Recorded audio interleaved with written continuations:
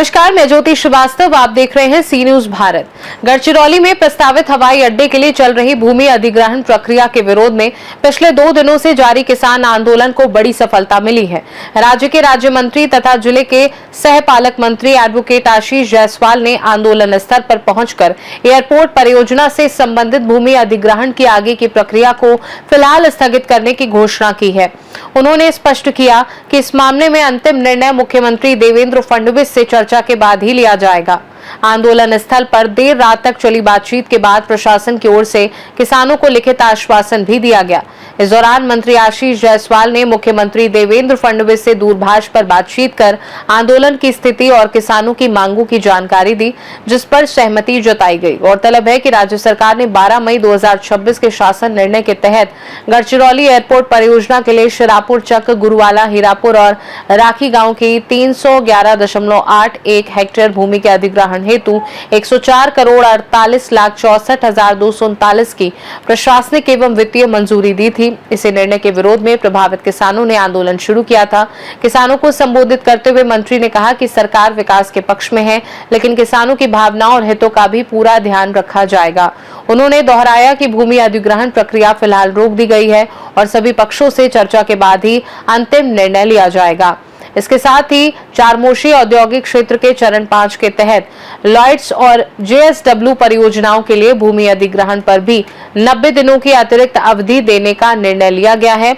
इस दौरान आपत्तियां और सुझाव दर्ज किए जा सकेंगे और प्रक्रिया स्थगित रहेगी। इस बैठक में विधायक डॉक्टर मिलिंद नरोटे, प्रभारी जिलाधिकारी नितिन गावंडे, जिला पुलिस अधीक्षक एम रमेश सहित कई वरिष्ठ अधिकारी उपस्थित रहे।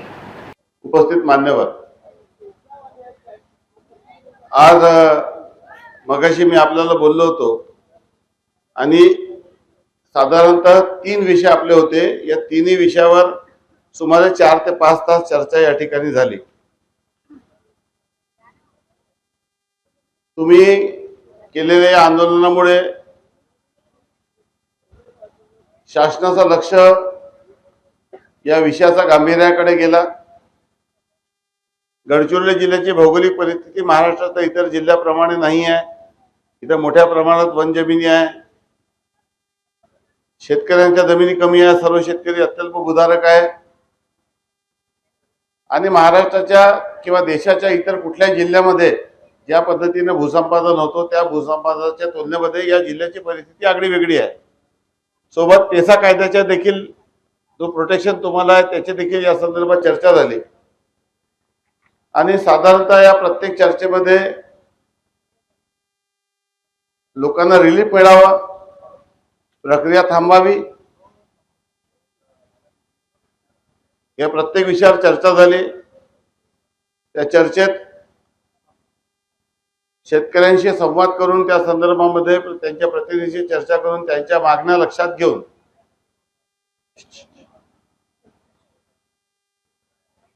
जो निर्णय झाला तो निर्णय मी आपल्याला सांगत आहे आणि या निर्णयाला माननीय मुख्यमंत्री महोदयांशी देखील मी फोन करून सहमती घेतलेली आहे।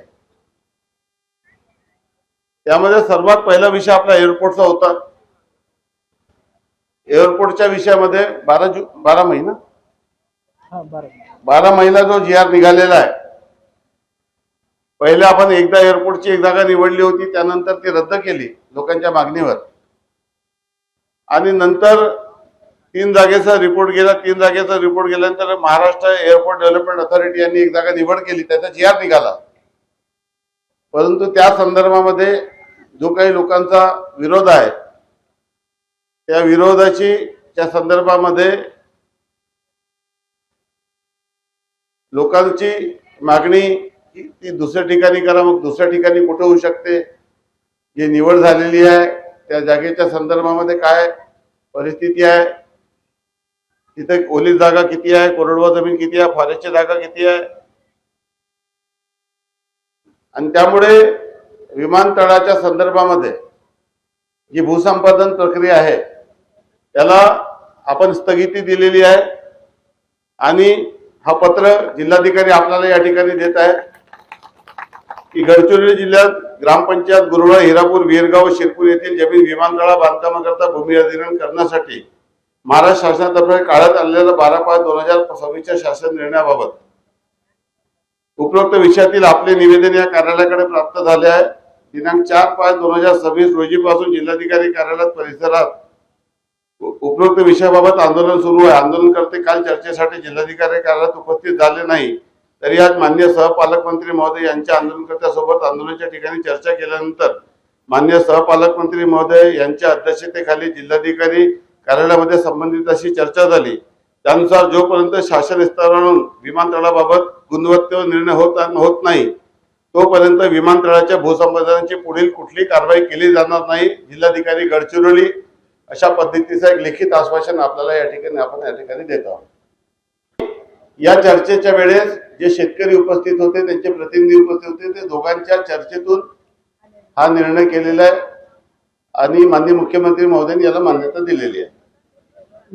आपण सर्वांनी शासनाच्या विनंतीला मान द्यावा. शासनाने आपल्या तक्रारीची दखल घेतली, आपल्या आंदोलनाची दखल घेतली. या ठिकाणी तात्काळ मला या ठिकाणी पाठवलं. कालच मी मुंबईवरून होतो, रात्री आलो आणि आज पूर्ण दिवसभर या प्रकरणामध्ये सर्व विषयाचा अभ्यास करून आपल्याला अपेक्षित असलेला निर्णय आपल्या प्रतिनिधीशी चर्चा करून घेतलेला आहे.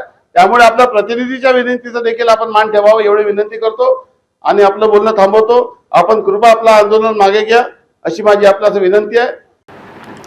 गढ़चिरौली से सीनू संवाददाता चंद्रशेखर पुलगम की रिपोर्ट। किसानों की एकजुटता के बाद भूमि अधिग्रहण प्रक्रिया पर अस्थायी रोक लगने से आंदोलनकारियों में संतोष का माहौल है।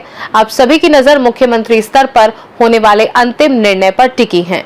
खास रिपोर्ट में फिलहाल के लिए इतना ही। देश और दुनिया की बाकी खबरों को जानने के लिए आप देखते रहिए सी न्यूज़ भारत।